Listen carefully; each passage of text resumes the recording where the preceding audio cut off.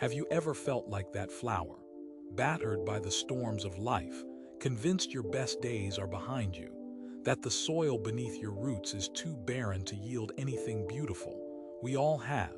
It's a feeling as old as time itself. But what if I told you that even in the most desolate landscapes, strength can bloom unexpectedly? Let me tell you a story. High in the mountains lived an old monk named Silas. He tended a small garden at the monastery, a patch of earth clinging precariously to the steep slopes. For decades, he'd nurtured it, coaxing life from the rocky soil. But lately, his heart mirrored the garden-esque condition, withered and gray. The vibrant blossoms that once filled the air with fragrance were gone. Only a few stubborn weeds remained. Silas felt defeated. He believed his years of dedication had been for nothing. "The mountain has taken everything," he'd often murmur to himself, watching the wind whip through the sparse foliage. "It refuses to yield." The other monks noticed his decline. They offered advice, new fertilizers, different planting techniques, but Silas brushed them off with a weary wave of his hand. One day, a small sparrow landed near Silas as he sat slumped beside the garden. The sparrow was injured. Its wing bent at an unnatural angle. It hopped weakly, chirping in distress. Silas, despite his own despair, felt a flicker of compassion. He gently scooped up the bird and carried it inside the monastery. He spent days caring for the little creature, cleaning its wound, feeding it crushed seeds, speaking softly to it in soothing tones. The monks watched him with a mixture of curiosity and pity. They thought he was wasting his time on something so small when his own garden, his life's work, was failing. Dialogue Silas, speaking quietly. "You're fragile," he murmured to the sparrow, "but even you possess an incredible will to live." As Silas nursed the sparrow back to health, something began to shift within him. He started observing the bird with a renewed sense of wonder.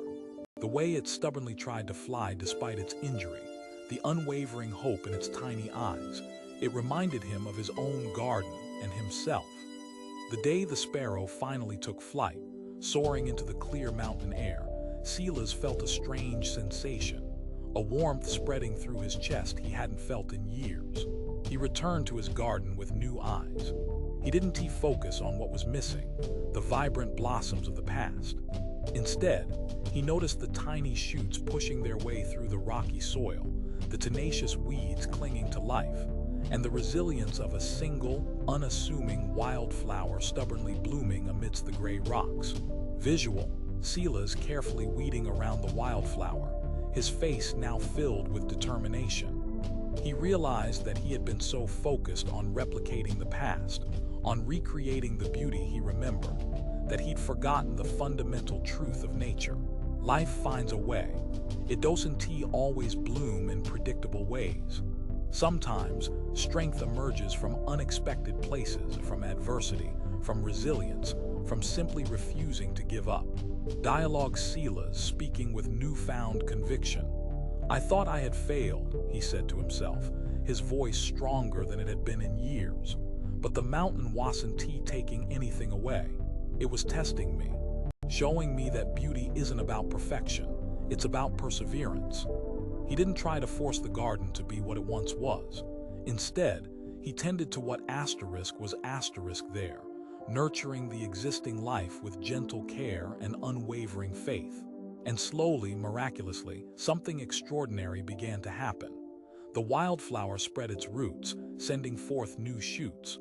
Other plants, previously hidden beneath the weeds, started to emerge. The garden didn't return to its former glory. It became something different, something stronger, more adapted to the harsh mountain environment. And Silas, he wasn't the defeated monk anymore. He was a gardener who had learned that true strength isn't about avoiding hardship. It's about finding beauty and resilience within it. Visual, close up on Silas's face, now radiating peace and contentment. The other monks, witnessing this transformation, finally understood. They realized that Silas hadn't wasted his time caring for the sparrow. He had been tending to something far greater than a garden. He was tending to his own spirit. Voiceover. The moral of the story is simple. Don't measure your worth by what you have lost or what you think you asterisk should have. Find strength in what remains.